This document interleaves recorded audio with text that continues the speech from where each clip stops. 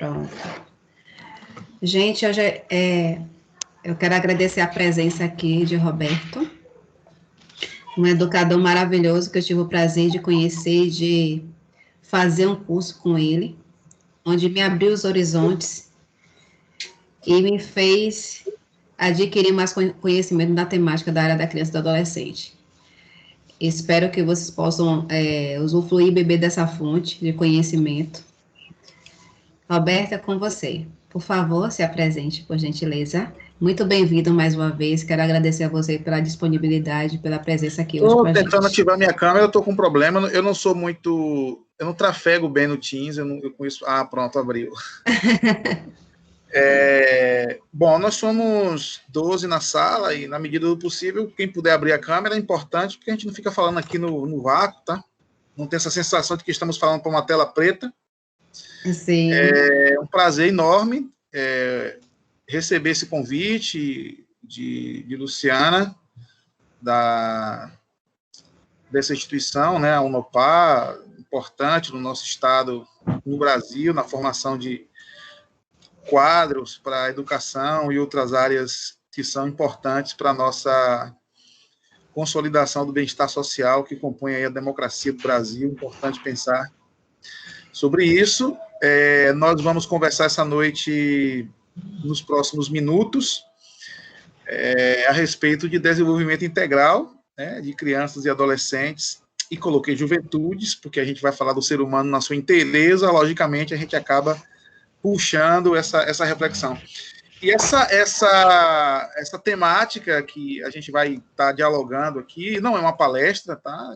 Não é exatamente isso que a gente faz, eu sou um dialogante, e eu estou aqui essa noite para a gente trocar algumas ideias a respeito desse temário que foi proposto aqui em comum acordo com a Unopar, para que a gente possa conversar. Bom, eu sou Roberto Souza, como já foi dito, eu sou educador,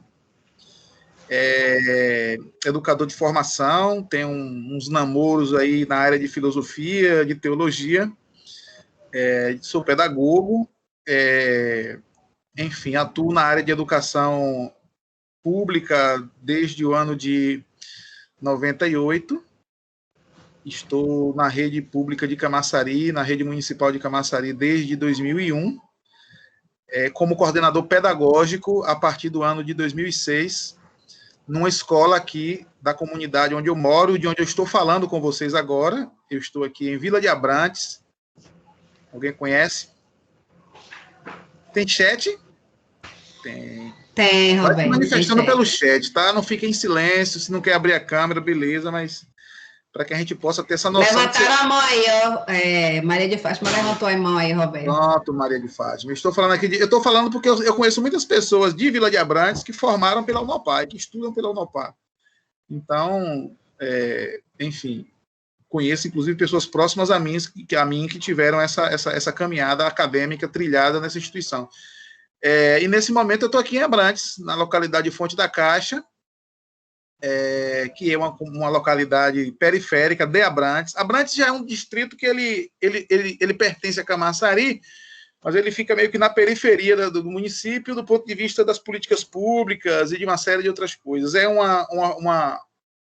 um território muito importante para a história da Bahia, para a história de Camaçari, para a história do Brasil, mas que a gente ainda precisa fazer algumas flexões no sentido de recuperar essa importância de Abrantes para o cenário camaçariense, tá? É deste lugar que eu estou falando. Eu estou falando aqui do meu coió aqui, né, dos meus aposentos, onde eu resido com meu filho mais novo, meu filho Ícaro, que entrou na juventude esse ano, deixou de ser jovem, deixou de ser adolescente, entrou na juventude esse ano. Eu tenho 2 filhos, né, Ícaro e Guilherme. Ícaro mora comigo, meu filho mais novo.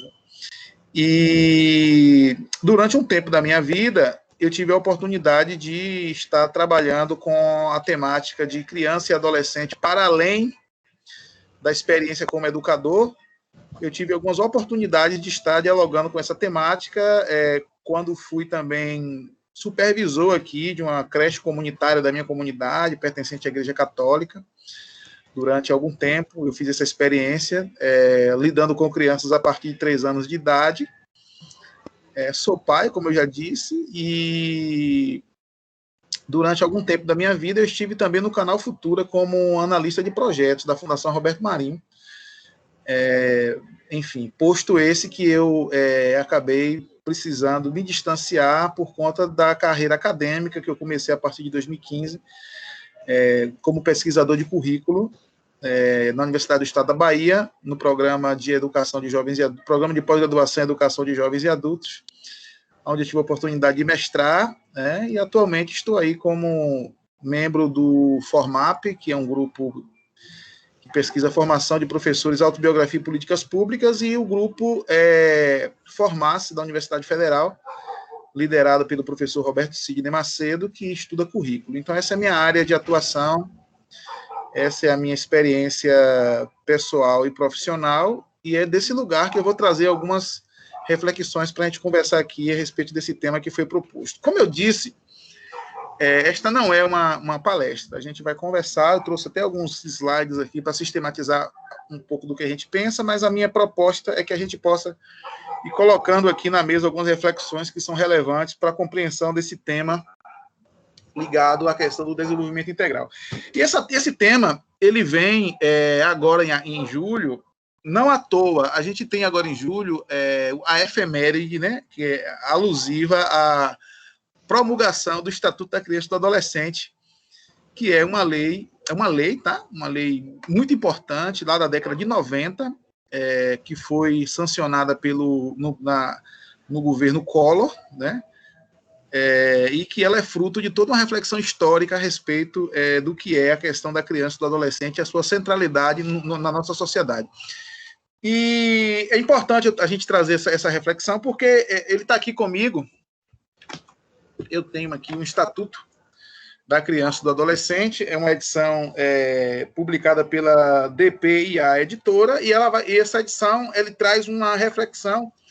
Além do Estatuto, ele vai trazer também a Convenção sobre os Direitos da Criança e do Adolescente, que é mundial, e a gente vai entender um pouco porque que isso é importante para que a gente entenda o que é o Estatuto da Criança. Eu trouxe aqui a lei, o livro da lei, né, onde está toda a inscrição da lei, todas as suas letras, em todos os seus artigos, em todas as suas alíneas, incisos, etc. Eu não sou da área jurídica, eu não vou fazer aqui uma apresentação do Estatuto em si, mas a gente pensou algumas ideias para a gente conversar o que é que está explicitado, o espírito, vamos dizer assim, qual é o espírito da lei, o que é que está sustentando a proposição de um estatuto para tratar da questão da infância e da adolescência no Brasil.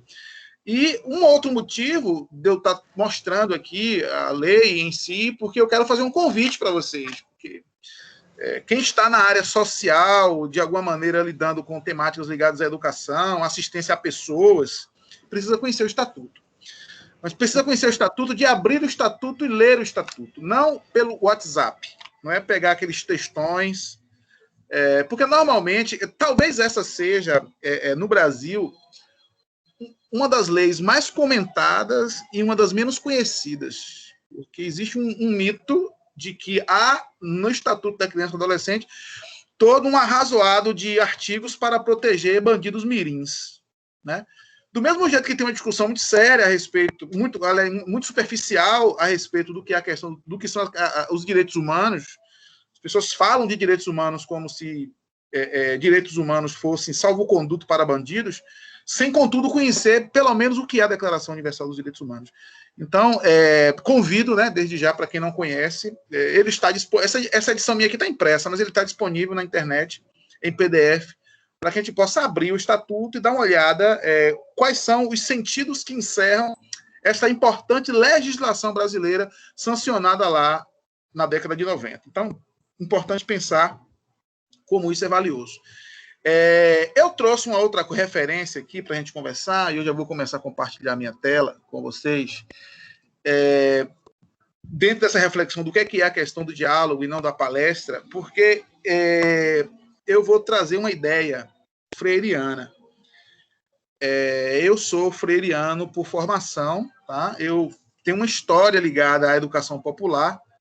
Eu sou de uma cidade do interior da Bahia chamada Ipiaú, e a minha história pessoal de formação, ela se deu nas hastes da Pastoral da Juventude, e nas comunidades eclesiais de base, onde a gente fazia muita formação sociopolítica debaixo das árvores, né, nos salões das igrejas, nas periferias, e a gente estava sempre com essa disposição e abertura para, como católico, a partir do evangelho, mas pensando também ideias dessa educação humanitária, dessa educação inclusiva, dessa possibilidade de compartilhar saberes e de dar voz ao outro, não apenas a gente proferir coisas naquilo que o Paulo Freire chamaria de educação bancária, né, onde a gente vai lá depositando coisas nas mentes, mas que a gente pudesse sempre trazer, numa perspectiva de horizontalidade, a possibilidade de que todos e todas possam, de alguma maneira, compartilhar as suas visões de mundo, independente do seu grau de escolaridade,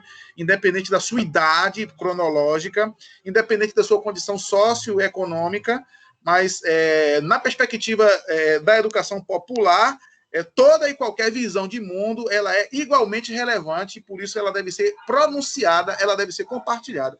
E o espaço para isso é o diálogo na perspectiva freiriana, tá? E aí eu vou trazer para vocês aqui, eu peço que alguém me ajude fazendo a leitura deste trecho da Pedagogia do Oprimido, que eu vou compartilhar agora. Opa, janela. Ora...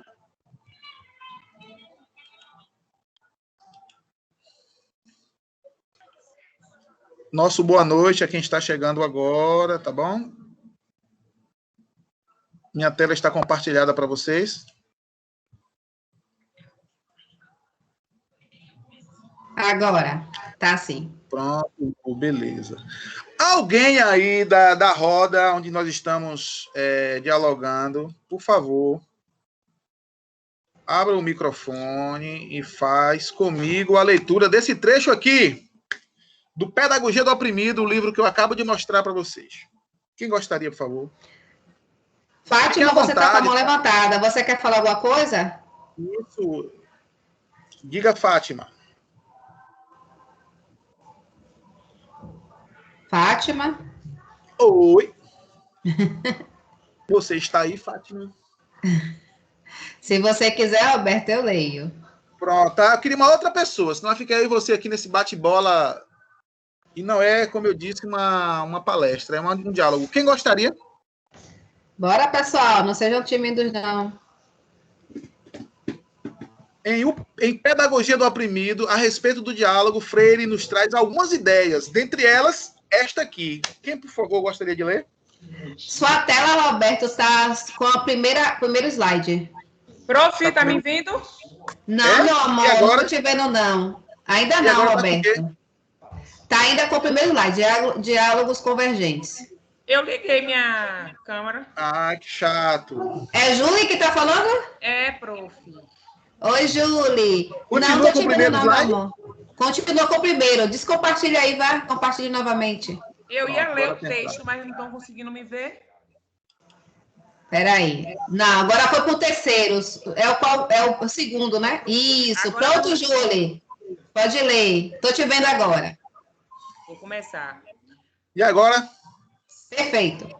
Sim. Bora. O professor está me escutando? Tô sim, querida.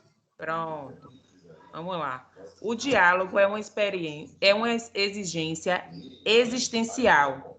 E se ele é o encontro em que se solidarizam o refletir e o agir de seus sujeitos endereçados ao mundo, a ser transformados e humanizados, não pode reduzir-se a um ato de depositar ideias de um sujeito no outro, nem tampouco tornar-se simples, troca de ideias a serem consumidas pelos permutantes.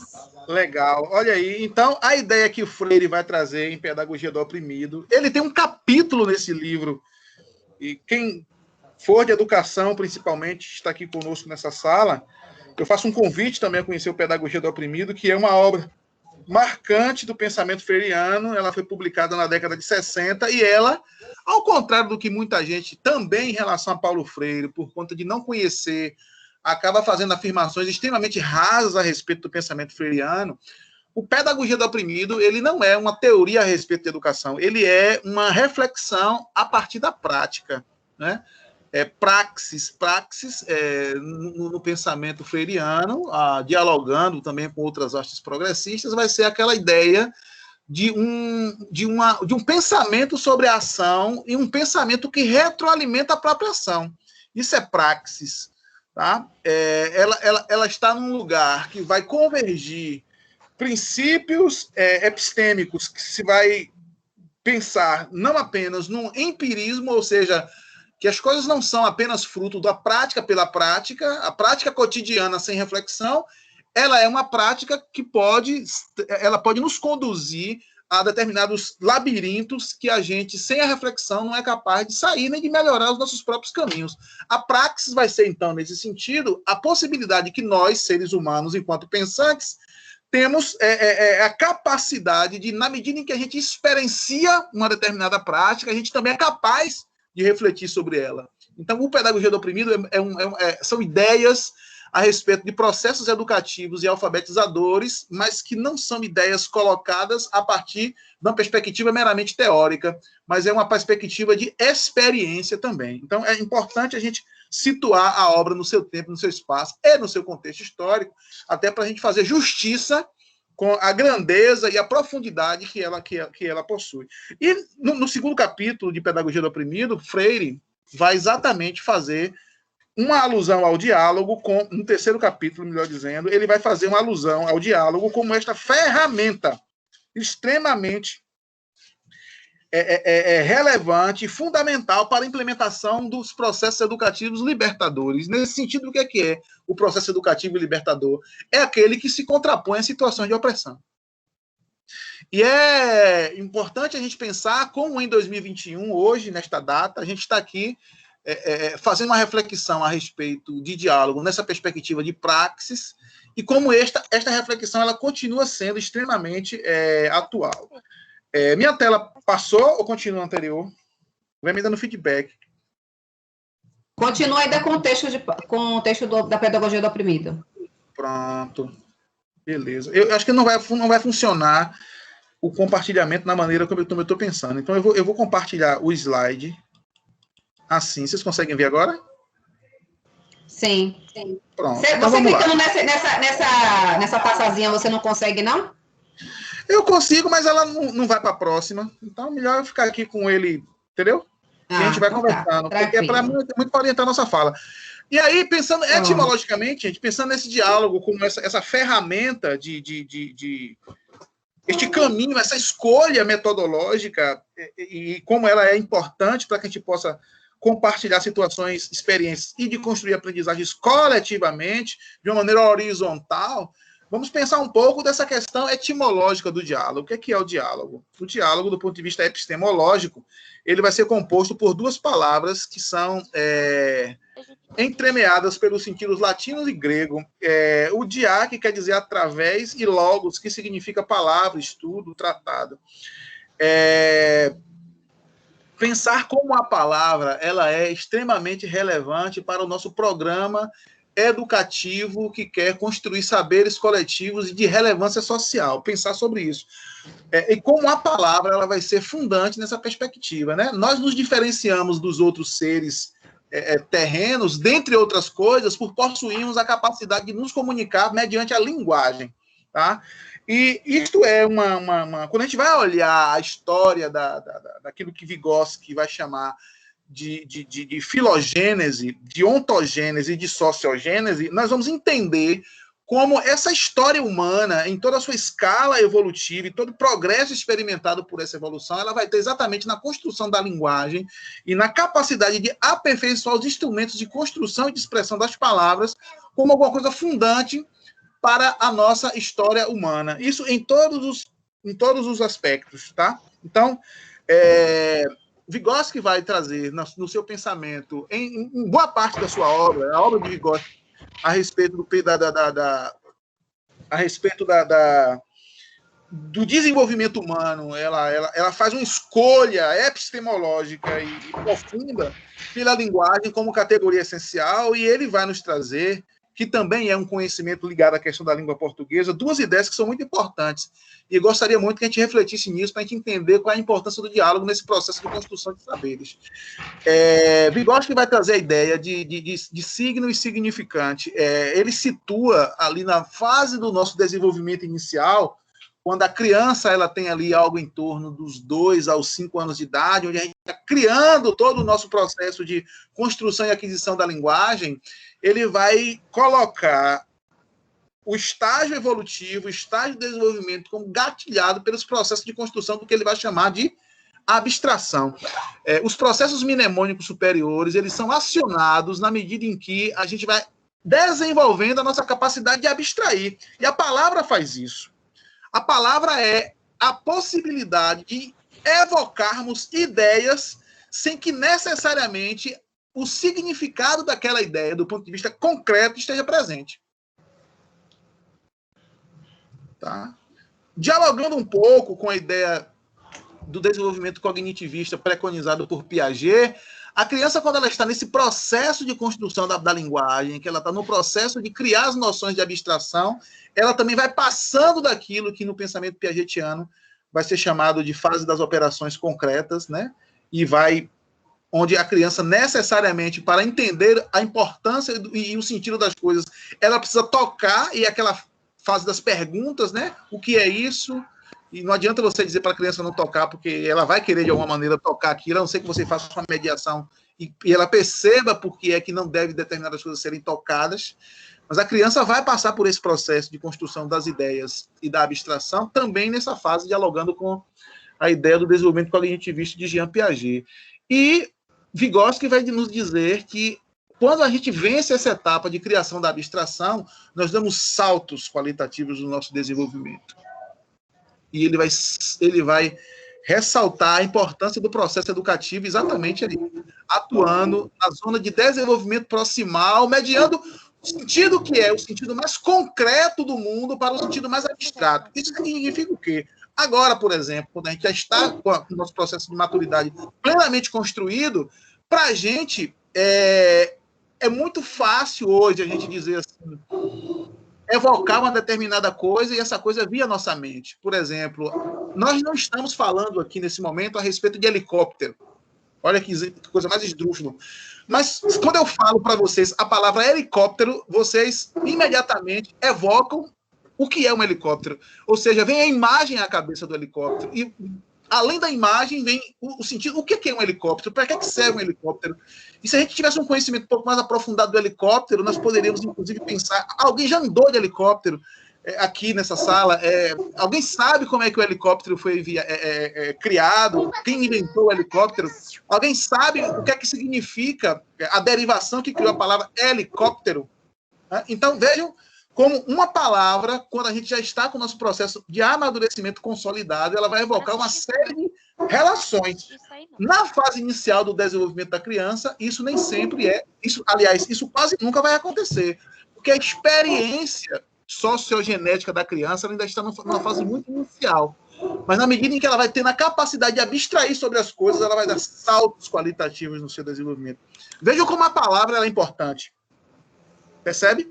Então, entender o sentido das palavras, as conexões que as palavras fazem num determinado contexto, ao passo que em outros não. Entender que a palavra é a pronúncia de mundo, por isso que Paulo Freire vai dizer que a leitura do mundo precede a leitura da palavra.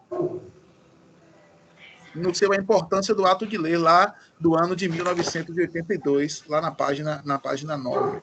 Então, o viés da dialogicidade, como esse processo em que a gente invoca palavras para expressar ideias, descrever situações, falar de sentimentos e interpretar e reconstruir a nossa ideia de mundo, é fundante nesse sentido. Por isso que eu gostaria que vocês me ajudassem agora, comentando no chat. Eu peço a Lu que, se alguém comentar, leia, porque não aparece para mim nesse momento a tela. O que é que nós pensamos sobre estas palavras aqui? O que é que nós pensamos sobre o Estatuto da Criança e do Adolescente? Alguém quiser abrir a câmera, o microfone para falar, pode falar. E alguém que queira colocar no chat, por favor, faça isso. O que é que nós pensamos sobre o Estatuto da Criança e do Adolescente? O que é que a nossa experiência profissional, o que é que a nossa caminhada pessoal usa para referir-se a isso? Importante pensar. O que é a integralidade? Porque nós vamos conversar sobre desenvolvimento integral. Olha que coisa. Eu estou aqui falando com vocês da linguagem como um aspecto relevante para o desenvolvimento e burilei aqui algumas ideias sobre o pensamento, a perspectiva cognitivista do desenvolvimento, que é estudada pela escola piagetiana. Mas, no final das contas, a gente usa esses saberes para quê? A gente mobiliza esses saberes para pensar em que é ser humano, qual a ideia de ser humano que isso traz para nós. Então, desenvolvimento integral. O que é integralidade? Pensa sobre isso. E uma outra ideia que é muito cara para a nossa reflexão é que nós pensamos sobre a dignidade humana. O que é que a gente pensa quando a gente fala em dignidade humana? Alguém quer abrir o microfone para falar? Alguém quer colocar no chat? Primeiro sobre ECA, sobre o Estatuto da Criança. O que é que nós pensamos? Depois, o que é que nós pensamos sobre integralidade e o que é que nós pensamos sobre dignidade humana? Parece que ninguém vai abrir o microfone, mas alguém quer comentar. Vamos, pessoal! Alguém quer comentar no chat? Olha, tem a pessoa que levantou a mão. Alguém levantou a mão aqui, Roberto. Peraí que eu vou Venha, diga. Pode abrir o microfone, minha querida. Pode falar. Abra seu microfone e traga. Janilson. Sobre Estatuto da Criança e do Adolescente, o que nós pensamos sobre integralidade, o que nós pensamos sobre dignidade humana. Fala aí, Janilson. Boa noite, tudo bom, professores? Boa noite. Boa noite. Quero agradecer a vocês pelo conteúdo, tá? Pelo tema da palestra, muito importante para a gente retomar, inclusive, né? Alguns assuntos que demos, né? Em algumas disciplinas lá atrás. E é sempre importante reavivar. Certo. Eu sou aluno da Unopar, meu professor é o Gustavo. E eu queria falar inicialmente no meu conhecimento, né? O pouco que tenho através sobre o Estatuto da Criança e do Adolescente. Certo. E a segunda palavra que foi? Integralidade. Integralidade. Dentro do contexto, né, do discurso, né, da sua fala, então, assim, sobre o Estatuto, né, eu vejo que no Brasil, sobretudo, nós temos ainda uma certa carência, né, que vem atender na integralidade as necessidades da criança, tanto quanto do adolescente.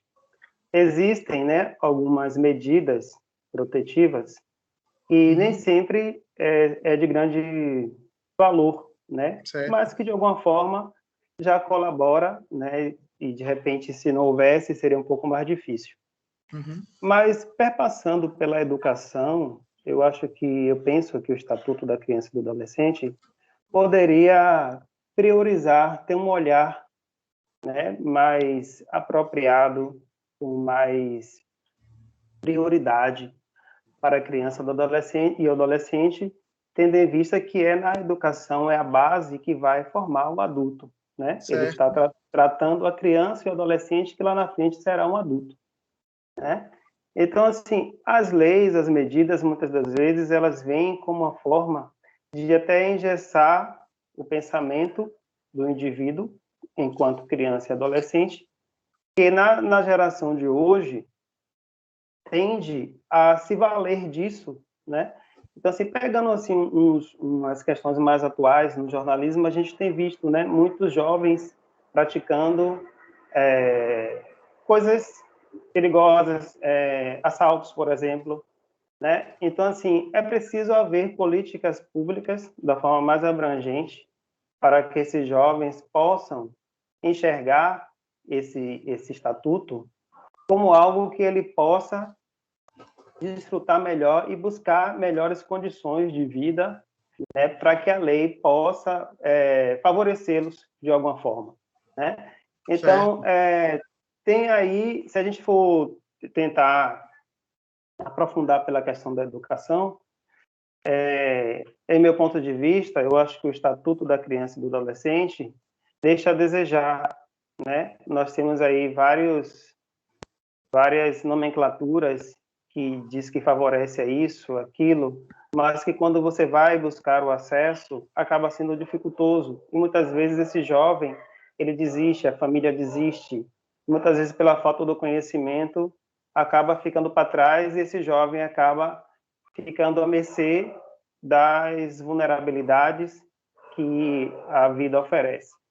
Então, eu resumi aqui um pouco, né, do meu entendimento sobre a questão do estatuto.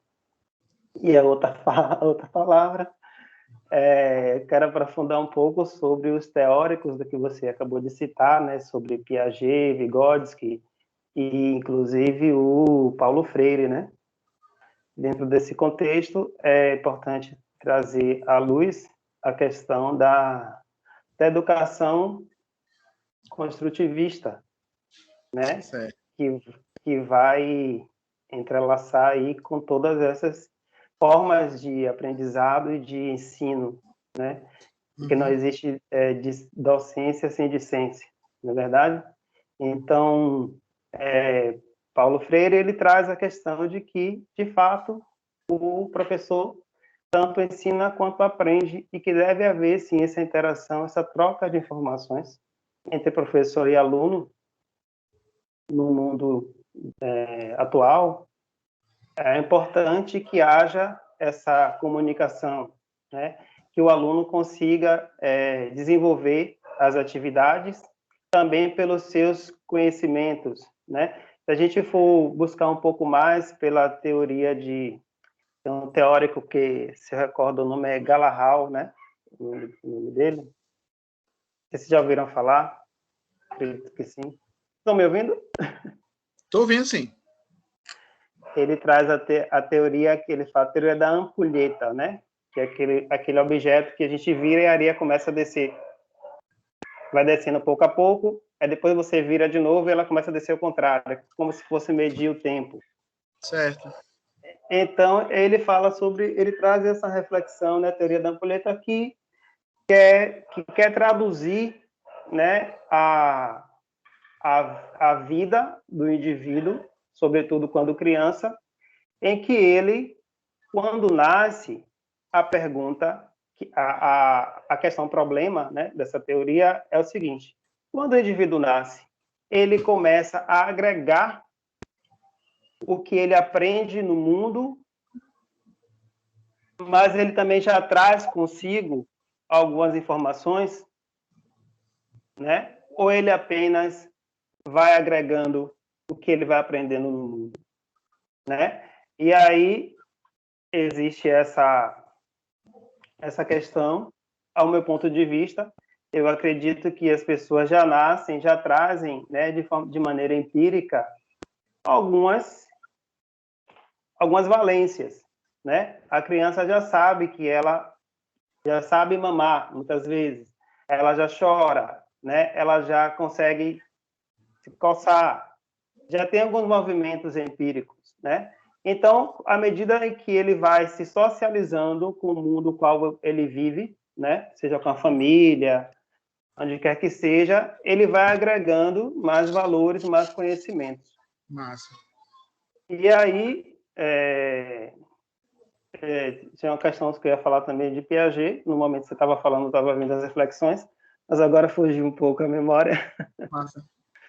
Me desculpe, eu sou um pouco prolixo mesmo, né? Mas, boa, Janis, excelente contribuição.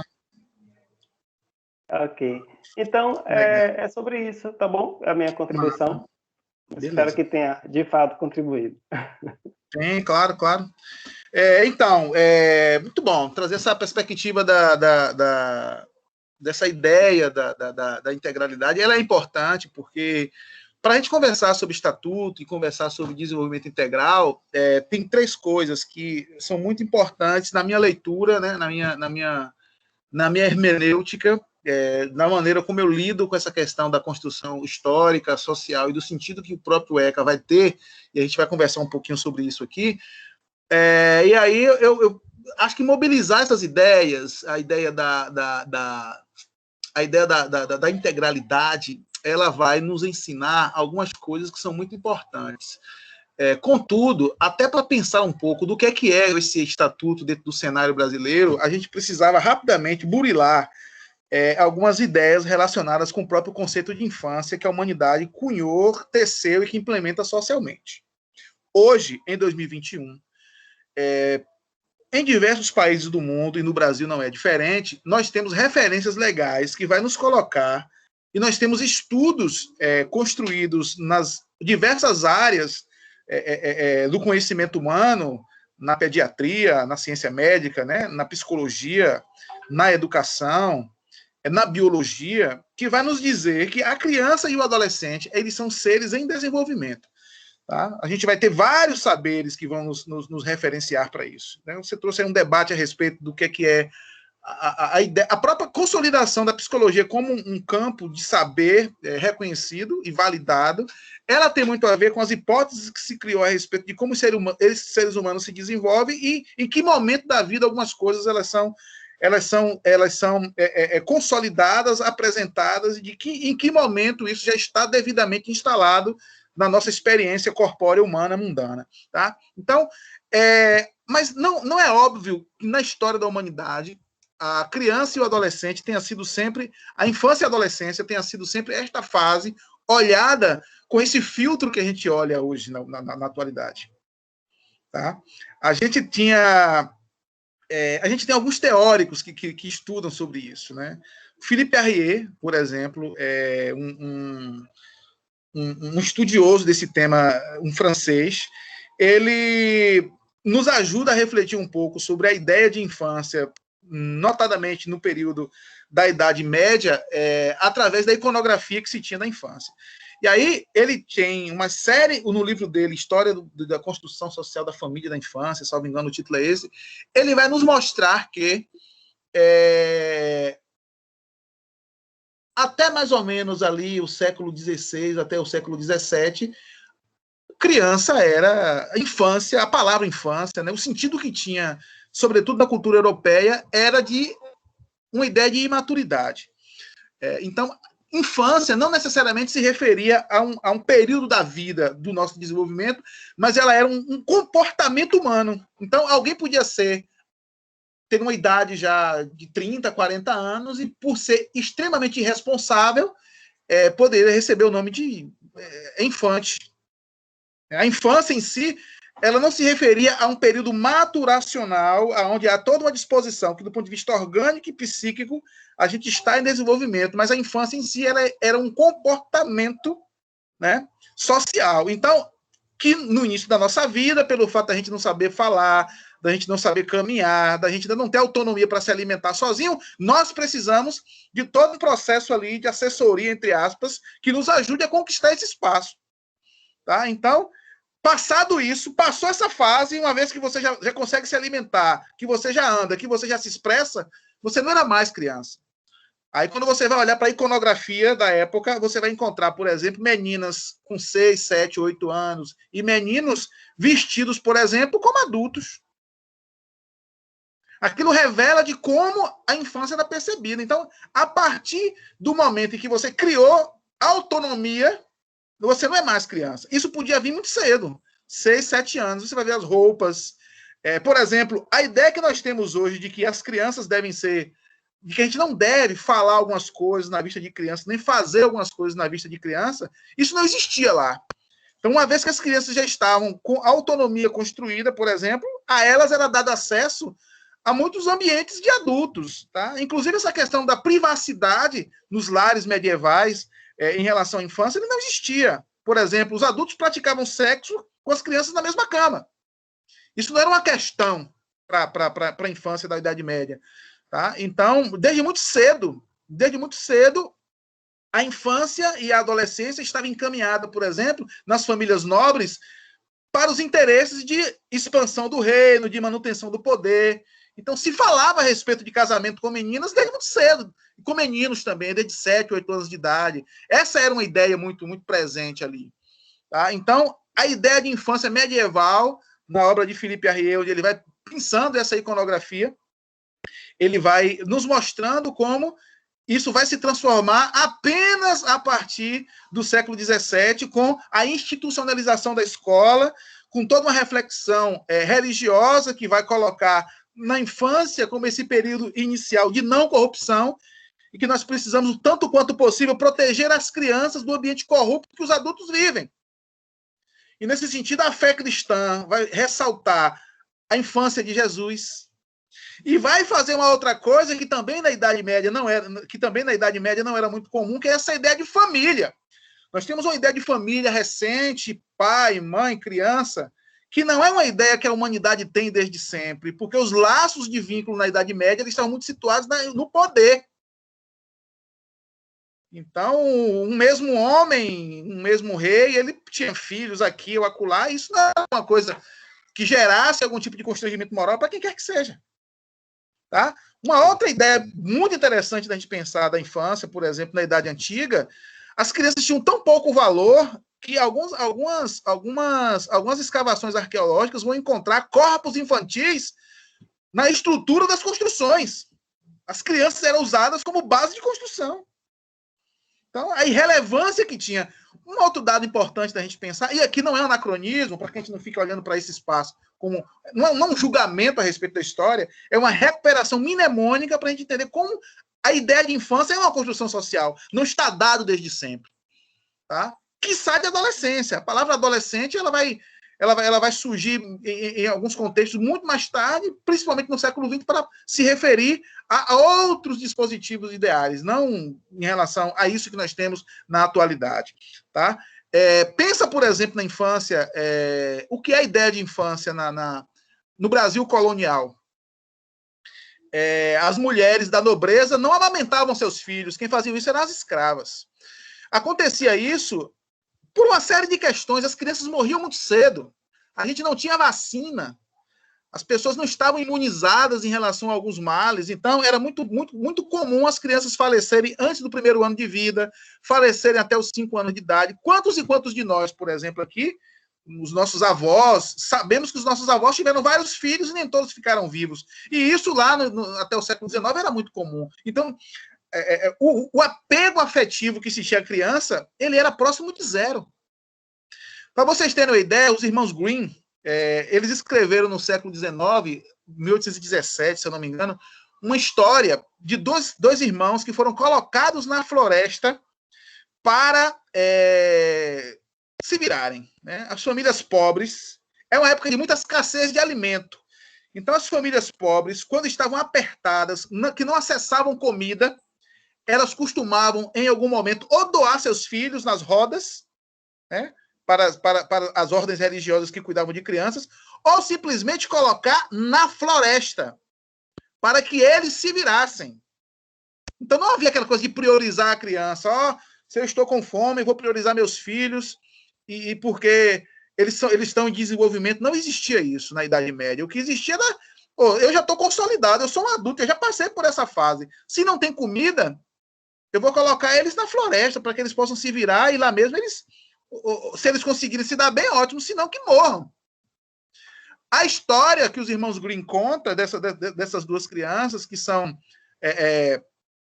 elas são acolhidas por um casal de supostamente um bruxo e uma bruxa, e que essas crianças são alimentadas na casa da bruxa e do bruxo para serem devoradas. E os irmãos, eles enganam o bruxo e a bruxa e conseguem fugir, inclusive matando a bruxa, e leva todo o ouro que tinha naquela casa. Essa é a história real de João e Maria, que a gente chegou na nossa contemporaneidade como uma história infantil, de superação, mas originalmente, quando a história é contada pelos irmãos Grimm, é uma memória muito recente que ainda se tem lá no século XIX de como a infância era tratada. Sim. Tá? E aí você vai olhar para por exemplo, a colônia brasileira. Eu falei aqui, no Brasil colônia, eu falei aqui das famílias nobres brancas que colocavam seus filhos para serem amamentados pelas escravas, para que não tivessem vinculação afetiva alguma. Afinal de contas, para que você pegar as crianças se elas morrem? Agora, imagina o que era isso para as crianças negras. Como as crianças eram tratadas enquanto filhos de escravos, filhos de escravas. Que realidade se apresentava na condição de infância e adolescência para crianças e adolescentes indígenas que eram vistos e disputados. As crianças indígenas eram disputadas por um lado, ou pelos jesuítas, porque viam nas crianças indígenas a possibilidade de criar toda uma massa que professasse a religião, aí, nesse caso a religião católica. As crianças negras não eram vistas assim, porque inclusive se criou um discurso teológico para se dizer que negros não tinham alma, isso era a infância. E a gente vai encontrar os bandeirantes disputando as crianças para a escravização. Olha a ideia de infância. Então, a gente vai chegar no século XX com uma ideia de infância ainda muito pouco evoluída e pouco desenvolvida. E a gente vai encontrar agora, depois, agora no século XXI, quando a gente olha para a criança e adolescente como essa fase a ser protegida, mas nós não podemos perder a capacidade de fazer a memória a respeito de como o conceito social de infância e adolescência ele foi criado. Tá? E aí a gente vai encontrar várias ideias, vários marcadores de vários fundos dialogando para a construção desse conceito. Então, quando a gente vai abrir o Estatuto da Criança e do Adolescente e encontrar perspectivas a respeito de infância e adolescência, da maneira como a gente encontra hoje, é preciso entender que esta ideia é uma ideia socialmente construída. Hoje nós temos, inclusive, teoricamente consolidada essa ideia. Hoje nós vamos encontrar a ideia de infância e adolescência a partir de filtros conceituais, que se deu em virtude da evolução das ciências. E, nesse caso, as ciências humanas vão ter uma contribuição muito relevante, notadamente as ciências ligadas à educação e à compreensão da maneira pela qual, psiquicamente, as pessoas evoluem. Né? Então, a gente vai ter uma ideia recente instalada de que a infância é esse período onde a gente está biologicamente, organicamente, fazendo os nossos primeiros passos de desenvolvimento. Nós vamos encontrar perspectivas que leem a infância como um período em que a afetividade se desenvolve, pensar um pouco na perspectiva valoniana do desenvolvimento, pensar na infância e na adolescência como esse período inicial em que as estruturas psíquicas, cognitivas vão se consolidando, pensar um pouco no pensamento de Jean-Jacques Rousseau, pensar na perspectiva do pensamento piagetiano, como eu já trouxe, da perspectiva do pensamento skinneriano. Vamos pensar, olhar para a perspectiva montessoriana, de como isso também é visto, pensar na perspectiva psicanalítica, que vai colocar a questão da sexualidade como alguma coisa, como um filtro relevante para a percepção desse desenvolvimento. E esse diálogo, ele legou para a nossa realidade democrática, sistematizada, ideias jurídicas a respeito de infância. Tá? Nós temos, então, hoje, olhando para o aparato legal disponível, Brasil e mundo, a gente consensou que a infância vai ser esse período etário que vai aí do nascimento, a gente já fala, inclusive, da concepção, porque a criança, em algumas leituras um pouco mais holísticas a respeito disso, ela é sujeita de direitos a partir do momento da concepção. Tem um tensionamento religioso, né, a respeito disso, de todos os debates que se faz a respeito do direito ou não ao aborto. Então, é um debate ainda em profusão, ainda em desenvolvimento, tá? Mas ele existe, ele também é uma perspectiva, é um jeito de olhar, mas nós já temos hoje consensado mundialmente que a infância, do ponto de vista etário, vai ser esse período da vida que vai ali do zero, do nascimento, até por volta dos 12 anos de idade, né? dos 11 anos, 11 meses e 30 dias, porque a partir dos 12 a gente já vai falar na fase adolescente. E aí a gente vai falar até os 17 anos, 11 meses e 30 dias, porque a partir daí a pessoa já passa para a fase de juventude. Tá? Então, são consensos que nós construímos. Isso não está dado desde sempre.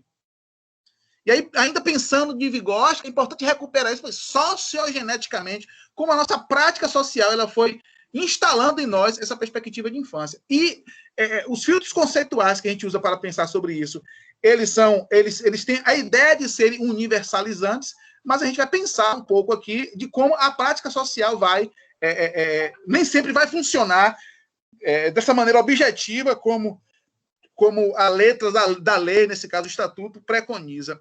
Outra coisa importante para pensar o filtro conceitual são as dimensões culturais e simbólicas. Tá? A infância é este período da vida em diversas culturas associadas à questão da inocência, associada à questão do ponto de vista religioso, até de uma semelhança que as próprias crianças têm com a ideia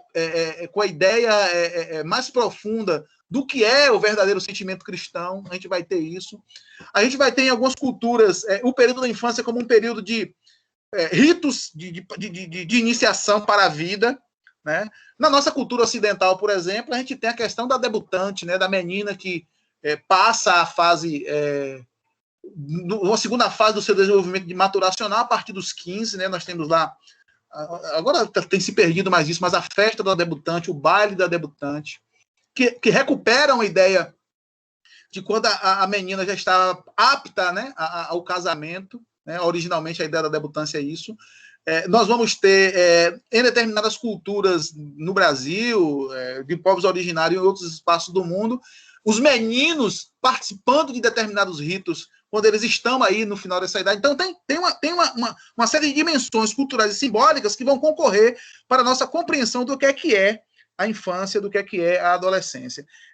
Mas pensando nessa ideia, nesse filtro conceitual e como ele vai dialogar com a prática social, como eu estou tentando aqui trazer essa reflexão sociogenética, a gente vai pensar que agora, em 2021, esses filtros conceituais ligados à questão biológica, à questão psicológica, à questão jurídica, eles não vão dar conta de, na prática social, serem conceitos universalizantes a tal ponto que a gente vai agora olhar para os filtros sociais. A gente sabe perfeitamente que na nossa cultura ocidental brasileira, ser criança não é a mesma coisa para todo mundo. Não é a mesma coisa ser uma criança do sexo masculino e ser uma criança do sexo feminino, porque a maneira como a gente olha educativamente para esses gêneros é diferente.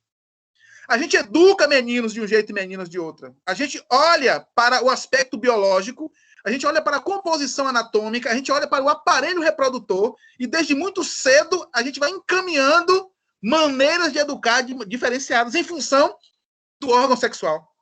Então, o marcador de gênero ele vai ser importante para entender a ideia de infância. Ó. A gente vai olhar para a questão territorial e a gente vai entender que não é a mesma coisa toda e qualquer criança. Por exemplo, eu estou aqui em Vila de Abrantes, eu estou na periferia de Abrantes, eu estou aqui na Fonte da Caixa. Aqui, a 2 quilômetros, eu tenho um condomínio de Alphaville, que é onde está boa parte da elite baiana hoje, morando em Buscavida, aqui no início de Camaçari, morando aqui no Alphaville ou morando aqui em Interlagos. Não é a mesma coisa ser uma criança aqui onde eu estou e ser uma criança lá. Não é a mesma coisa. Eu estava ontem na casa da minha mãe, né, que mora aqui perto, fui almoçar lá, e quando eu saía, tinha uma viatura abordando dois adolescentes numa moto. Eles estavam andando de moto para lá e para cá, e a polícia viu aquilo e interpelou. E tinham 4 policiais com um fuzil enorme abordando os adolescentes. Então, aquilo não aconteceria em Alphaville. Nunca. Então, o marcador socioeconômico territorial, ele vai nos dar uma ideia do que é a criança e o adolescente. Não é a mesma coisa dizer o que é criança é até 12, adolescente a partir não é a mesma coisa, porque essa ideia objetiva, ela não dá conta de entender esses filtros territoriais, o filtro de gênero, o filtro socioeconômico.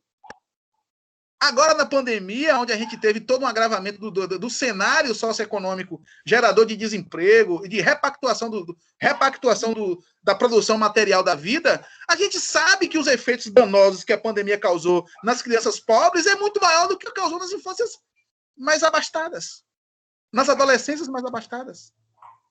Então, tem toda uma ideia de uma prática social em cima da infância que vai colocar crianças negras e crianças brancas. Não é a mesma coisa ser uma criança negra e uma criança branca. Eu sou educador de escola pública. Como eu já disse para você, sou coordenador pedagógico de escola pública. Dentro da minha escola, que é uma escola de periferia, onde as pessoas, em sua maioria, são realmente pobres, ou uma parte, inclusive, está abaixo da linha da pobreza, e passam privações de questões mais elementares. Eu tenho crianças que estão na escola e que chegam na escola muito bem cuidadas, e eu tenho crianças que chegam na escola com cheiro de urina. Não é a mesma coisa ser uma criança que vai tomada banho para a escola e bem cuidada, e de ser uma criança que vai para a escola com catarro no nariz e com cheiro de urina no corpo. O tratamento que uma e outra recebe é diferente. A experiência de infância, para elas, não é a mesma coisa.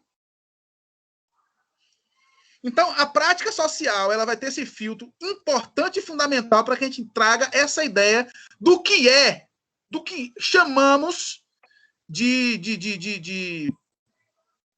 integralidade, de compreensão de como essas ideias todas vão dialogar, porque o Estatuto vai nos dizer, e é uma intenção do legislador, é importante dizer que o Estatuto ele não é ele não é um gracejo, ele não é um presente dado por um grupo de legisladores que entenderam essa ideia. Ele é uma conquista social que visa, acima de tudo, criar um ambiente um pouco mais equitativo, uma realidade mais igual, que a gente possa, e o Estatuto vai dizer isso, independente, e a Constituição também vai dizer isso, que independente da cor, do sexo, do território, da condição socioeconômica, toda e qualquer criança precisa ser olhada como um ser humano integral. E que é, dentro de uma sociedade que se pretende democrática, prioridade absoluta. É isso que o Estatuto vai preconizando. Olhando para essa realidade de desigualdade, nos dizendo, enquanto sociedade, nós precisamos evoluir para um estágio em que crianças e adolescentes sejam olhadas como seres humanos integrais, e que nessa perspectiva sejam prioridade absoluta e que sejam, por último, sujeito de direitos. Porque a gente tem toda uma história mundial de negação da dignidade humana, e que a gente só vai conseguir resolver isso do ponto de vista legal na Declaração Universal dos Direitos do Homem, pós-guerra. Seres humanos, sempre, determinadas categorias de seres humanos sempre valeram mais que outras. Pessoas ricas sempre foram mais relevantes para a sociedade do que pessoas pobres. Os direitos dos homens, as pessoas do sexo masculino, sempre foram superiores aos direitos de mulheres. Direitos de negros sempre foram inferiores a direitos de brancos. Isso na prática social, porque a legislação em si não resolve. Acontece que nós tínhamos, há um determinado tempo atrás, essa desigualdade assegurada nas leis. Nós já tivemos lei que dizia que negros não podiam fazer isso. Já tivemos na lei. Estava lá legitimado. Nós já tivemos políticas econômicas brasileiras deliberadamente voltadas para o embranquecimento da população. Nós incentivamos migração de húngaros, de japoneses, de alemães. Enquanto nós jogamos os escravos nas periferias, expulsos das fazendas no pós-escravização e colocados sem nenhum direito social, nós incentivamos a vinda de europeus e asiáticos, dando todo o direito. Então, sempre existiram pessoas mais valiosas do que outras. Isso estava preconizado na legislação. O que a lei vai tentar fazer desde a Constituição é dizer que todos nós somos iguais. Como isso se efetiva? Isso não vai se efetivar dentro de um passe de mágica. Não basta que leis existam para que a realidade social se altere.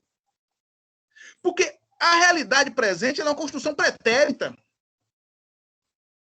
Então, tudo aquilo que nós vamos ter em termos de desigualdade, de não reconhecimento de direitos, de ter dado cor, ter dado território à marginalidade, é uma construção histórica. É uma coisa construída pela nossa sociedade, nós todos na nossa prática social. E muitas vezes, ainda agora, nesse exato momento, nós continuamos produzindo ideias equivocadas, ideias enviesadas a respeito da infância, perdendo esse luzeiro, essa referência que é a questão dos seres humanos integrais. O que é um ser humano integral? Pensar um pouco sobre isso. Quando a gente fala assim, ser humano integral, a gente vai agora, e para a gente de educação não tem sido fácil pensar sobre isso historicamente, porque nós somos, por exemplo, em educação, a gente olha os seres humanos apenas a cabeça. Ou seja, eu quero estudantes que estejam sentados na sala e que estejam ali me ouvindo e atentamente me olhando. Então, eu olho para esse ser humano, cabeça, cognição. Esta é uma herança de processos meritocráticos do desenvolvimento e da educação. Então, a gente olha e quer a criança daquele jeito ali. Ou seja, só cabeça. A ideia de que criança é barriga, ou seja, ela pode estar ali com a cabeça, mas se a barriga estiver com fome, ela não aprende, é recente. Nós ainda estamos consolidando isso. A ideia de que a criança, além de ser cabeça e estômago ela também é um ser humano pertencente a um grupo social que professa determinados credos. Ela, antes de chegar na escola, ela é uma criança que ela mora num determinado lugar, e esse lugar pode ou não ter assegurado os seus direitos mais elementares. Ela é filho, ela é irmã. A criança é tudo isso. O ser humano, mas como a gente está falando de infância, então, eu estou aqui nesse momento, por exemplo, falando do meu coió, e para falar dessa ideia de integralidade, eu poderia mobilizar várias coisas que estão aparecendo aqui na câmera. As coisas que estão aparecendo aqui nessa câmera não estão aqui à toa. Elas vão falar da minha integralidade. Eu sou um ser humano. Vou beber água aqui, ó. A água que eu bebo, ela vem de encontro a uma necessidade humana concreta, que é a necessidade que eu tenho de me alimentar e de tomar água. Senão esta matéria aqui não vai para canto nenhum. Então, o ser o biológico, ele tem demandas. O biológico, ele traz carga filogenética. Filogênese em Vygotsky vai ser exatamente os aprendizados da espécie. A gente estava falando aí, a criança já sabe mamar. Este é um aprendizado da espécie, que ele vem comigo. Eu aqui, nesse momento, dialogando com vocês, do ponto de vista filogenético, eu não estou aqui só. Eu estou aqui com a minha ancestralidade. A minha ancestralidade direta, eu estou aqui com minha avó, com minha mãe, com meu pai, com todas as dores que eles tiveram para crescer enquanto crianças e adolescentes, até que eu viesse. Tudo isso está aqui. Mas eu estou aqui também filogeneticamente. Porque eu estou aqui, por exemplo, desenvolvendo uma linguagem que só é possível porque, do ponto de vista da minha espécie, outros seres humanos foram capazes de desenvolver os processos de linguagem aperfeiçoada. Está tudo isso aqui. Então, essa minha integralidade, ela vai dizer de todos esses meus aspectos.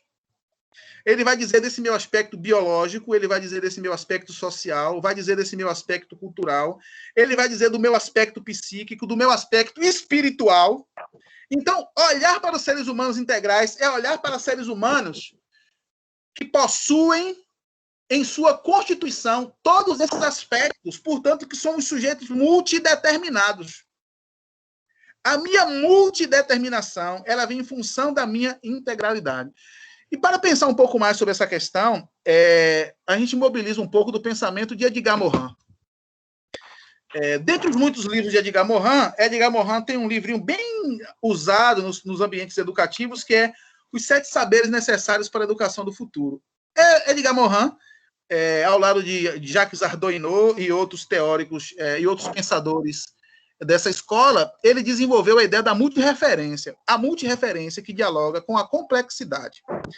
A complexidade, ela é esta... O que é a complexidade? Ao contrário do que o uso social da palavra pode fazer querer significar, de complexo como aquilo que é difícil, o complexo não é o difícil, o complexo é aquilo que vem junto.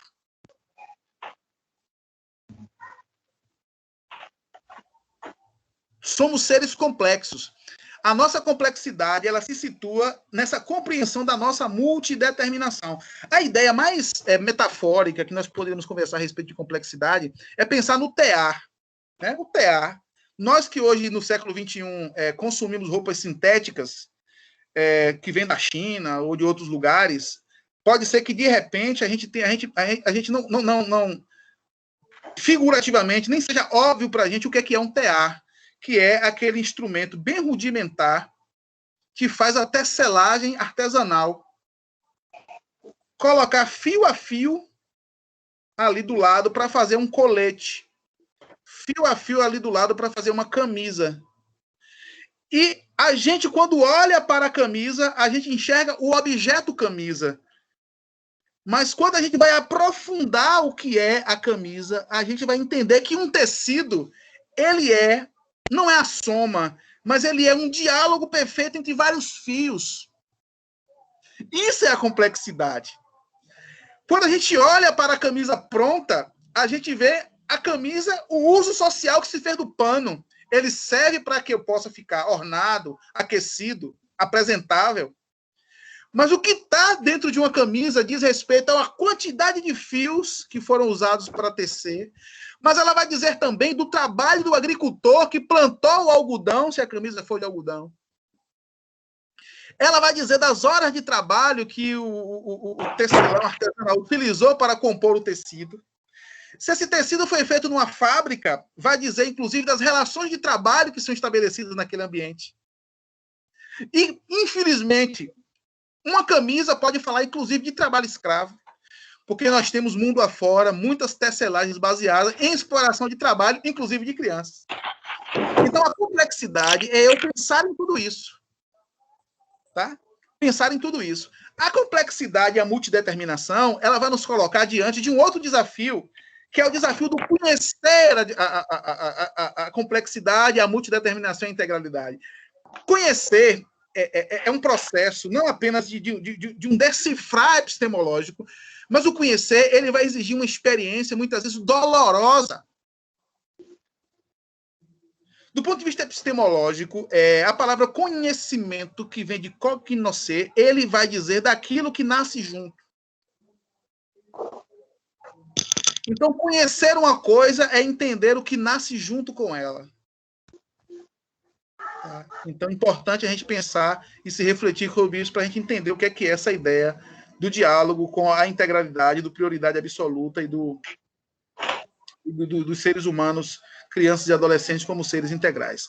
Eu vou deixar esse primeiro momento da reflexão aqui a respeito disso, da integralidade, do desenvolvimento, e vou aqui me colocar à disposição para desenvolver outras ideias a partir daquilo que vocês tangenciarem para a nossa conversa, que está prevista para encerrar às 21 horas. Então, fiquem à vontade para outras interações. Gustavo e Luciana, eu vou me retirar para dar para outros colegas agora. Viu? Pode ficar à vontade, viu, Nilson? Bora, pessoal. Eu só queria trazer mais uma reflexão para concluir. Certo. Tá bom? Que enquanto você falava, eu remeti ao meu pensamento a algo que eu também aprendi na faculdade, que era sobre o mito da caverna de Platão, né? Certo. E trazendo isso para a nossa realidade enquanto professor. Trabalhei muito com esse mito. Então, assim, eu sou professor e minha sala de aula é a quadra, né? Eu sou professor de educação física.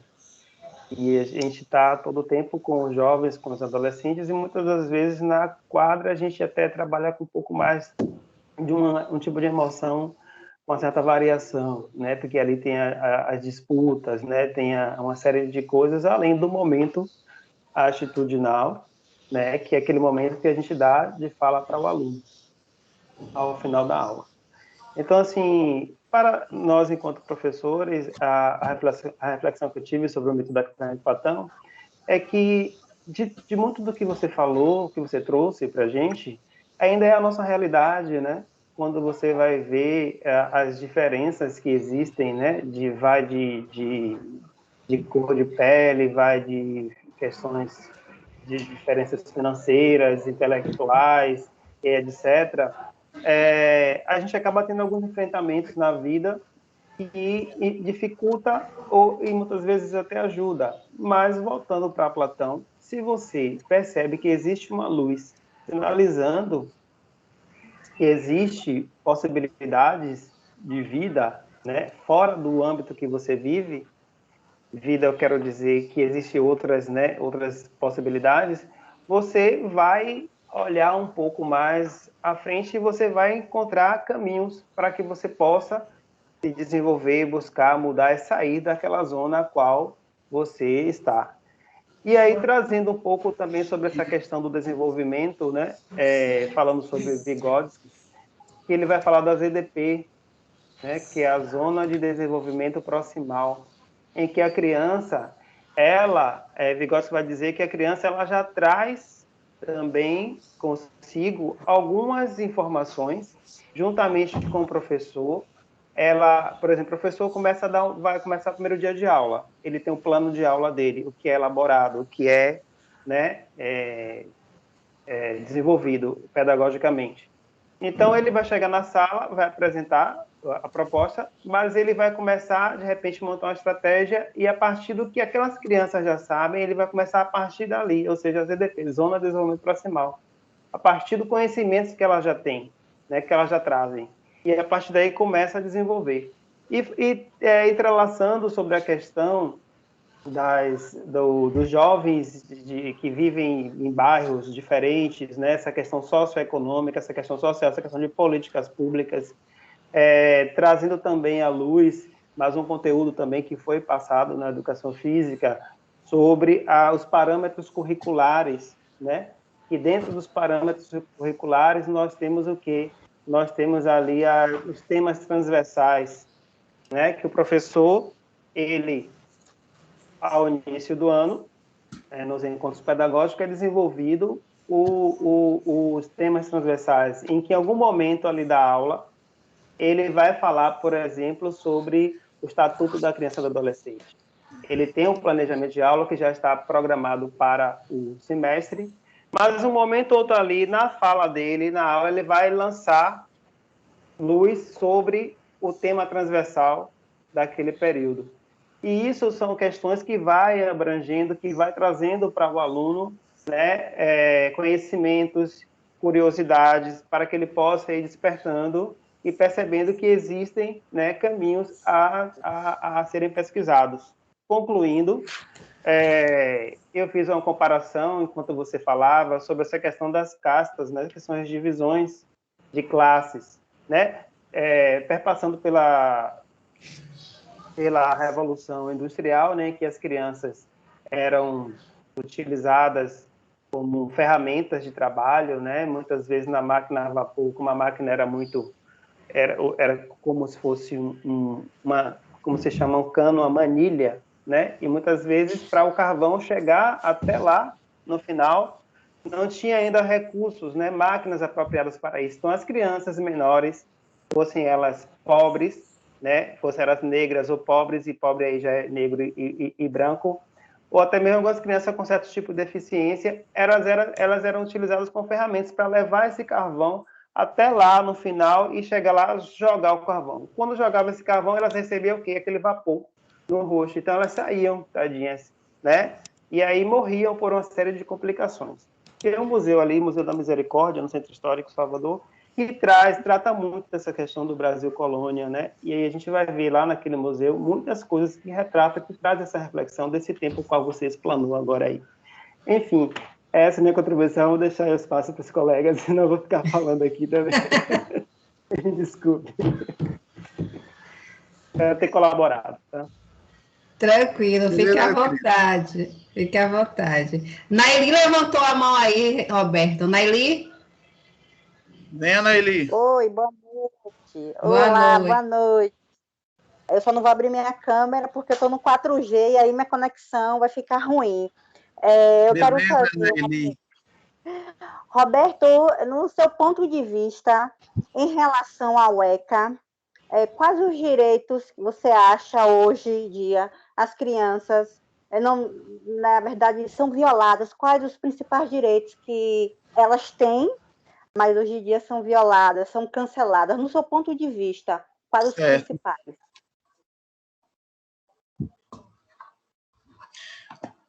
Ele, pensando na ideia da inteireza do ser humano, né, eu acho que a gente, 31 anos depois, não levou a termo, em termos de política pública, a observância do Estatuto.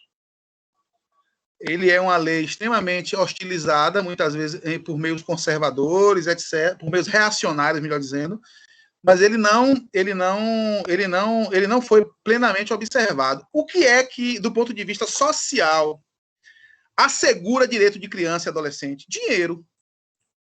Se a sua família tem recurso, se a sua família dispõe de grana para que você possa proporcionar saúde, educação, moradia e outros direitos elementares básicos, beleza, você possui isso. Sua criança, seu filho, ele vai ter acesso. Mas se você é de uma família pobre, com certeza a maioria dessas necessidades não serão supridas. Então, do ponto de vista da política pública, o Estatuto ele não alcançou a observância necessária dos operadores de políticas públicas, ou seja, a nossa prática social não se apropriou do Estatuto a ponto de fazermos com que toda e qualquer criança, independente da sua condição econômica, da sua cor, do credo religioso da sua família, ainda não alcançamos esse estágio de observância da infância como prioridade absoluta, como essa etapa da vida que precisa ser assegurada. Ponto. Então, quais são os direitos feridos do ponto de vista da observância do Estatuto? Todos. Todos. Agora, temos uma sociedade, agora para falar de violação mais direta, nós temos uma sociedade, eu estou falando de violação mais direta porque a gente se acostuma com a desigualdade. A gente se acostuma com a miséria alheia, a gente se acostuma com a violência, a gente se acostumou com os números de mortes da Covid. A gente olha para 500 pessoas mortas por dia e diz, já foi 3 mil. Vejam, então, desse ponto de vista, a gente se acostuma com as desigualdades ocasionadas pelos fatores socioeconômicos de gênero e raciais. Então, a gente tem que observar para isso, porque nesse ponto de vista, nada do estatuto é cumprido, né? Do ponto de vista da lei. Agora, se alguém tem grana, consegue assegurar para os seus filhos o desenvolvimento integral. Ponto. A tal ponto, Nari, que quando a gente olha para o filho das famílias classe média alta, a gente vai pensar assim, eu coloco meu filho em determinado lugar, por exemplo, meus filhos fazem curso de idiomas. Meu filho mais velho pratica uma arte marcial. Meu filho mais novo está começando natação. Eu nunca virei para eles e falei assim, olha, eu vou colocar você na natação para você não virar bandido. Eu nunca falei isso. Eu nunca disse para ele, você vai fazer karatê para você não virar bandido. Eu nunca disse isso. Mas quando eu vou pensar na política pública para os pobres, eu digo logo, vamos fazer coisas para que as crianças não virem bandidas, para que não sejam captadas pelo tráfico. Olha como a gente olha diferente. Eu não olho aquilo como um direito. Eu não proporciono às crianças das camadas populares acesso a determinadas coisas porque eu entendo que é direito deles. Eu já olho para os pobres como potencial bandidos. Sendo que nós temos um país que, infelizmente, uma elite política de caráter super duvidoso e que a maioria deles nunca foram pobres. A gente tem esse contrassenso. Por outro lado, Noeli, nós temos um país que ainda sofre de 2 males que são extremamente complicados quando a gente vai analisar a vulnerabilidade das infâncias. Nós temos um país que tem uma violência sexual acentuada, vitimizando crianças e adolescentes. A cada hora são 15. Pelas denúncias. A gente nem olha a subnotificação. Porque não é possível olhar a subnotificação. E nós temos ainda, sobretudo agora no momento de aprofundamento das desigualdades, uma quantidade exorbitante de crianças que está mantida, que tem condições, melhor dizendo, de trabalho antes dos 14 anos, que a legislação brasileira proíbe. Em 2018, segundo a PNAD, eram 1,9 milhões de crianças. Só que a gente sabe que esse número é subnotificado. E no momento que a desigualdade se aprofunda, não é possível a gente perceber em números reais como isso tem afetado. Então, eu colocaria a violação como um fenômeno social, porque a gente, enquanto sociedade, ainda não priorizou isso. De modo geral, quem tem assegurado é porque tem dinheiro, quem não tem dinheiro está colocado no limite de tudo. E se para falar de violência direta, não essa violência sistêmica, porque a fome é uma violência. Não ter onde morar é uma violência. Não ter onde brincar é uma violência. Mas a gente se acostumou historicamente com essas violações. Então, para fazer essa curvatura da vara ainda mais radical, como nos diria Demerval Saviani, eu apontaria para o trabalho infantil como uma mazela social ainda a ser enfrentada no Brasil, porque não se constrói sociedades igualitárias, não se constrói sociedades com qualidade de vida com exploração de trabalho infantil. A gente não vai ter caso nenhum no mundo de países que tenham alcançado o seu estágio de desenvolvimento assim, desprotegendo a infância. E a violência sexual, que infelizmente nesse momento de pandemia, a gente tem acompanhado o aumento exorbitante dos casos de ocorrência desse fenômeno de violência.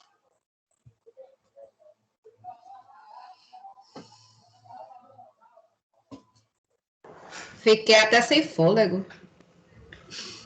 Nossa, Lu. E como? Você falou uma parte da questão das diferenças de classes, né? Eu me lembrei de uma... Eu não sei se era adolescente ainda. tinha aquela propaganda da TVE, não sei se você lembra, 2 garotos correndo. Um era branco e outro era negro, não sei se você lembra dessa propaganda. Eles corriam, eu acho que era na rua do Pelourinho, algumas ruas, eles começavam a correr, que tava brincando de pega-pega. Aí a viatura da polícia passava, aí abordava a criança negra, porque pensava que a criança negra estava querendo roubar a criança branca. E quando ele chegava mais perto, que pegava e aprendia a criança negra, aí outro dizia, a gente só estava brincando de correr. Aí já vê esse processo de distanciamento dessa separação que se tem, que até hoje ainda existe, né?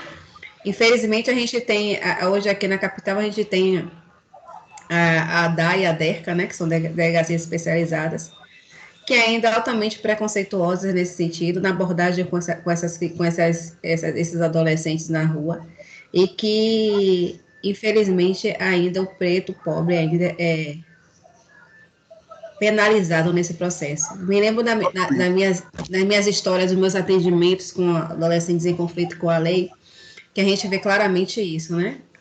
Adolescentes que têm uma classe média alta, que são apreendidos, né? Eu me lembro de um caso que foi muito marcante para mim, de um adolescente que ele não era nem de classe média alta, mas a mãe dele trabalhava na casa de uma pessoa importante aqui de Salvador, né? Uma figura pública daqui de Salvador. E essa adolescente acabou se envolvendo com também uma figura conhecida também, né? Conhecida e manteve até relações sexuais, enfim. Ele acabou matando essa pessoa. Mas pela essa influência que tinha, né, da questão da mãe estar trabalhando com uma pessoa de poder aquisitivo e que era de grande nome aqui em Salvador, acabou que ele pegou até uma medida mais branda, né, uma liberdade assistida. Eu não estou querendo falar sobre a questão da mídia socioeducativa, estou falando questão das diferenças que se deem, porque se fosse uma criança pobre, negra, certamente a medida que ele ia pegar ia ser totalmente diferente, que ele ia cumprir ia ser totalmente diferente do que esse, né? Então, uma coisa que me marcou muito isso, nesses 10 anos de mídia socioeducativa, essa diferença, disparidade, né, que tem entre o pobre, negro, né, e o branco, da classe média alta.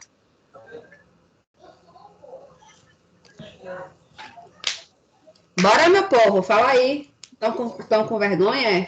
À disposição. Eu acho que eu vou voltar às minhas leituras de Paulo Freire, viu? Preciso retomar Paulo Freire. Eu sempre retomo ele no sentido que essa questão do início que você falou da educação popular, quando a gente trabalha com esse público. E eu sempre digo, né, aos alunos que, e cito Paulo Freire, né, quando ele fala assim que não há saber mais, não há saber menos, há saberes diferentes, né?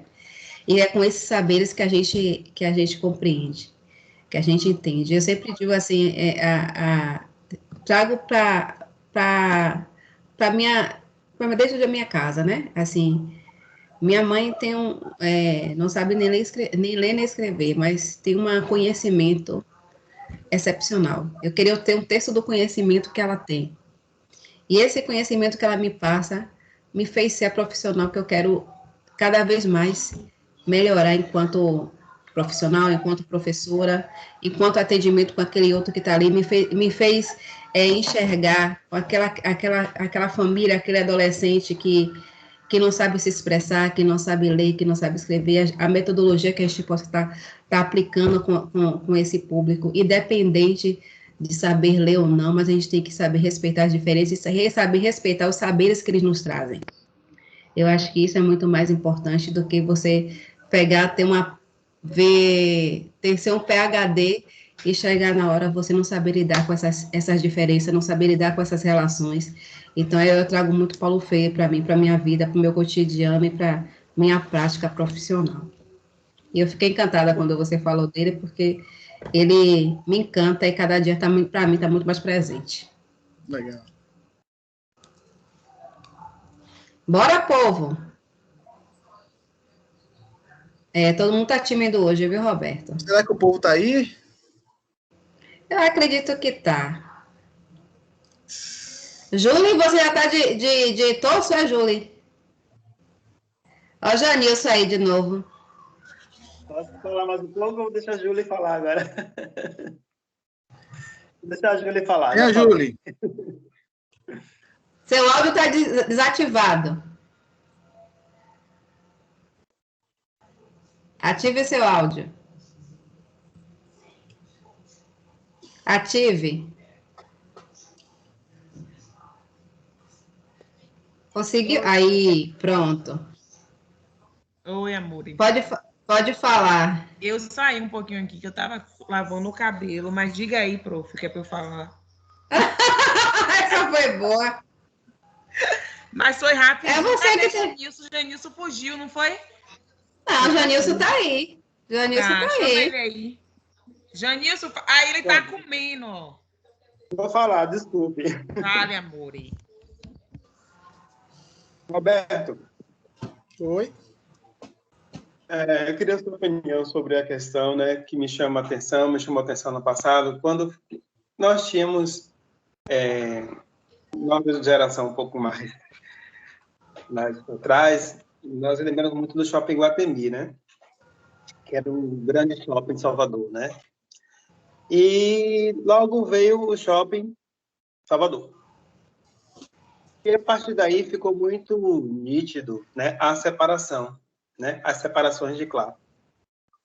E dentro disso, né, envolve uma série de coisas, envolve educação, envolve acessibilidade à educação, envolve políticas públicas, né, envolve a segregação, né? Então, assim, para não parecer que a gente tá trazendo os assuntos, né, fora da narrativa, acho que está tudo dentro dessa narrativa.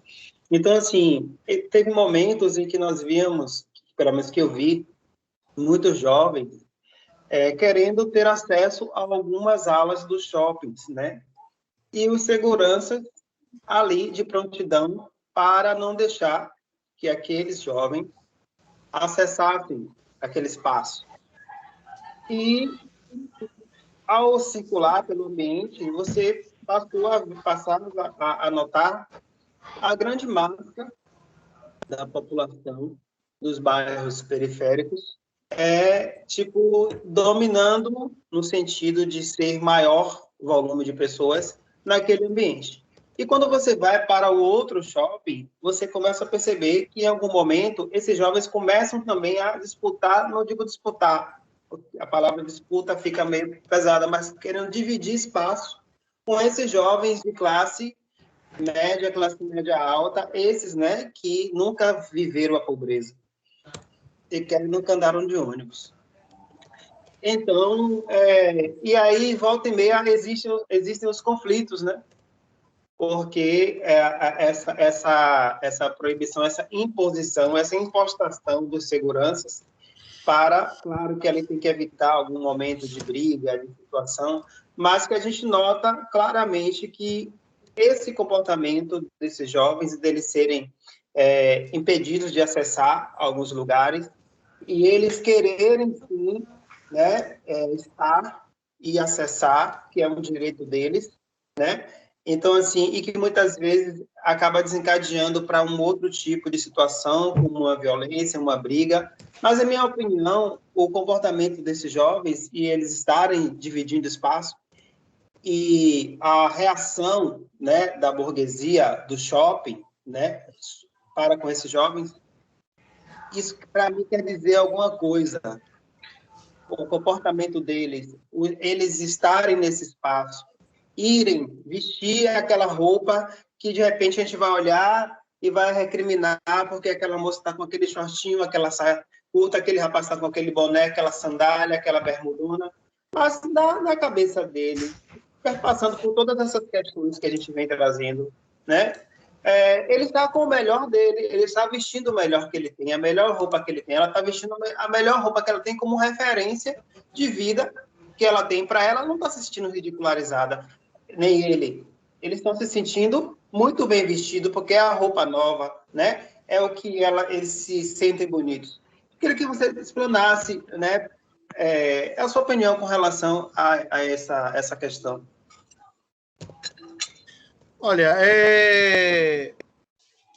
eu confesso para você que, como eu sou do interior, né, a minha relação com esse templo de consumo, ele não eu não tenho memórias juvenis a respeito disso, porque shopping center não é uma coisa comum numa cidade como a minha originalmente, né? Piauí, a gente não tinha nem cinema lá, como não tem até hoje, né? Quer dizer, a minha geração não alcançou. Então, quando a gente está num determinado espaço territorialmente desprovido de uma série de coisas, algumas coisas não vão entrar no nosso imaginário como direito, como possibilidade. Para uma criança pobre que mora num bairro periférico, que não tem praça, que não tem rua, tem bairros de Salvador que não tem ruas, tem escadas. Muitos espaços de Salvador se configuram desse jeito. Algumas coisas elas vão chegando para nós como um dado distante, né?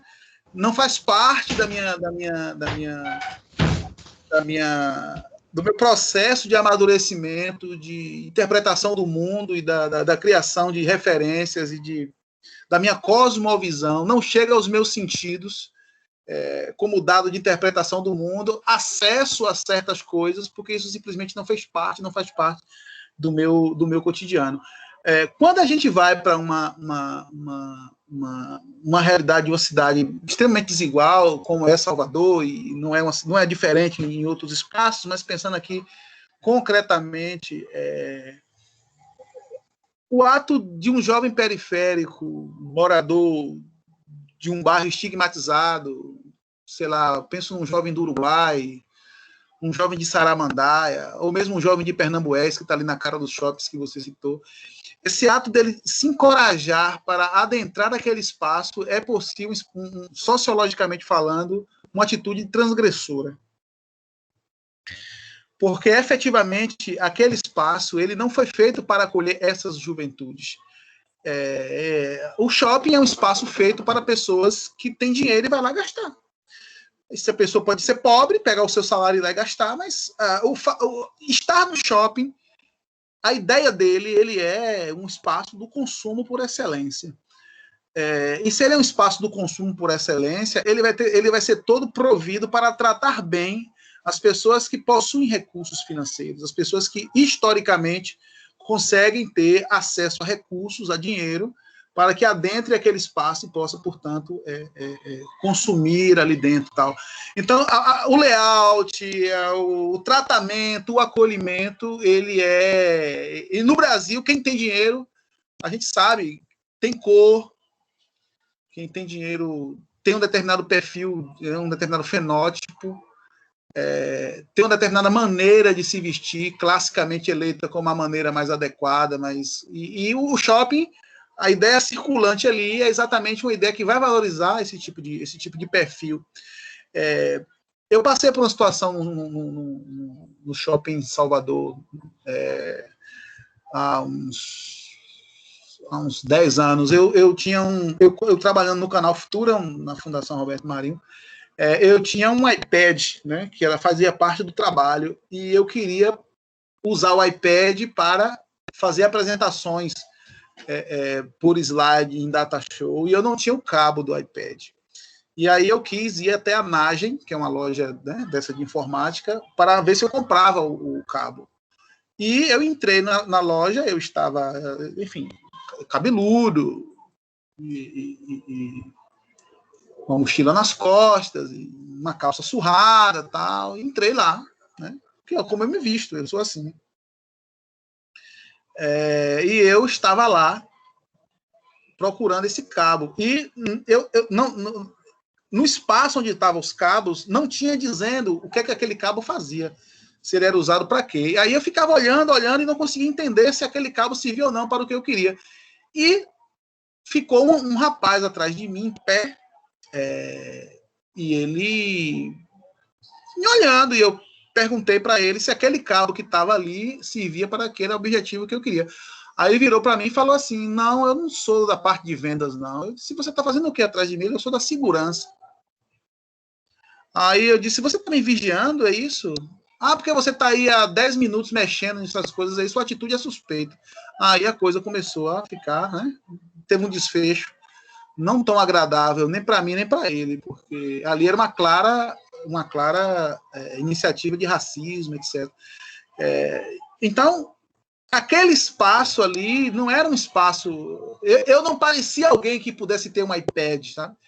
Então, o imaginário social do bandido em potencial e da pessoa endinheirada, ela é criada, ela é uma imagem da nossa prática social.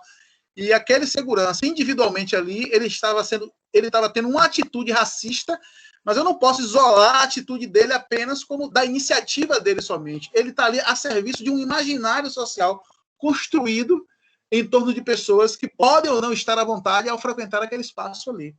Então, eu nem acho, eu acho que é simbólico, né? Eu percebo que é simbólico que jovens transgridam esses espaços, jovens periféricos, possam ir a esses espaços, e causar, inclusive, um constrangimento a esse imaginário social. Mas eu acho que o direito à cidade ele tem um debate muito mais profundo, tá?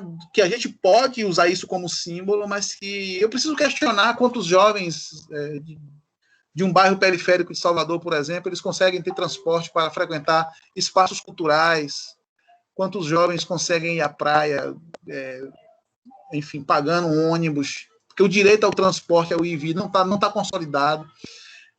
E óbvio que se o shopping é um espaço público, eles também têm que ter direito a ir ali.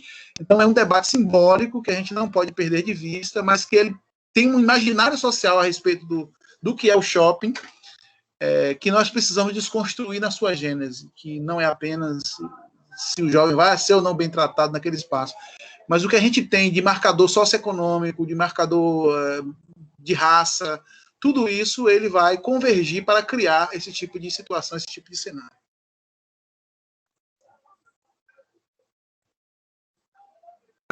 Ok, Roberto, grato pela resposta. Nossa. Você falou aí, Roberto, eu me lembrei também de uma situação que eu passei no shopping Guatemi, na Riachuelo, na época que eu estava fazendo faculdade, que só ia de sandália havaiana para a faculdade, de bermuda jeans e uma camisa normal, né? Então, assim, nada, ainda mais na época católica, só era para pessoas da classe média alta. Então, eu era uma simples empacotadora de um supermercado na ousadia de fazer uma faculdade particular de Salvador, que ia meu salário todo, né? No final do mês. E aí, quando eu fui na loja Riachuelo, o segurança também atrás de mim, foi uma agonia, eu tenho queixa na administração do shopping, foi uma agonia só, mas porque negra, de sandália havaiana, de bermuda, simples, então, assim, não era perfil, né, para estar ali naquele processo. Mas a gente sofre muito na pele e imagine as crianças e adolescentes nesse processo e nesses espaços, né? É complicado isso. Temos muito que evoluir ainda. Às vezes eu penso, quando eu penso que a gente está começando a andar, a gente começa a dar 2 passos para trás, né? E realmente E principalmente quando a gente vê a nossa volta, os profissionais também contribuindo com esse preconceito, né? Infelizmente. Quando eu estava na unidade, eu sempre dizia assim, o problema não eram os adolescentes que trabalham em privação de liberdade. O problema são os profissionais que trabalham com os adolescentes em privação de liberdade. Isso é fato. Eles não eram nossos problemas. Os problemas é quem trabalhava com eles. Infelizmente. Roberto, meu querido, eu queria te agradecer por esse momento. Toda vez que eu te ouço, eu fico sem palavras, né? E cada vez mais eu aprendo com você, quero aprender mais e mais. Eu sempre, isso quando a gente se forma, a gente ainda tem um longo caminho pela frente, a gente que está nesse processo junto com essa população, com esse público, a gente tem que cada dia mais estar bebendo da fonte, né? Estudando. E você é um grande educador que contribui muito para a minha formação, tenho a certeza disso. Lhe agradeço mesmo por estar aqui essa noite conosco, viu? Muito obrigada, gratidão mesmo. Sempre que possível, estou aqui. Ah, pode ter certeza. Pode ter certeza. E da próxima vez a gente vai pelo Instagram. Ah, tá bom, então. Porque o pessoal me mandou uma mensagem aqui, disse, professora, eu não estou conseguindo entrar porque eu estou com problema na internet. E o Instagram não sei se é mais fácil, o Teams não sei se é um pouco mais pesado para poder entrar. E aí tem isso. Aí da próxima vez a gente vai fazer pelo Insta esse diálogo convergente. Legal. Compartilhei agora há pouco aqui meu Insta, tá? roberto.souza.oficial. Vamos se conectar por lá e a gente segue nessa conversa para a gente, enfim, fazendo essas convergências dialógicas. Prazer sempre. Com certeza. Quero agradecer a todos que estão aqui presentes, a professora Selma também, que está aqui com a gente, a professora da Unopar. Muito obrigada, viu, pessoal, por estar aqui com a gente. Selminha, meu amor, muito obrigada pela presença. Essa é uma grande amiga, Roberto, minha, grande companheira aí da Unopar, nossa professora, educadora também, pedagoga também, né? Então, uma vasta experiência também, e está com a gente nesse processo. Obrigada, colega. Meu querido. Colega. Valeu. Obrigada, meu querido. Beijo, gratidão. Gente. Um abraço para você, viu? Muito obrigada. Gratidão mesmo.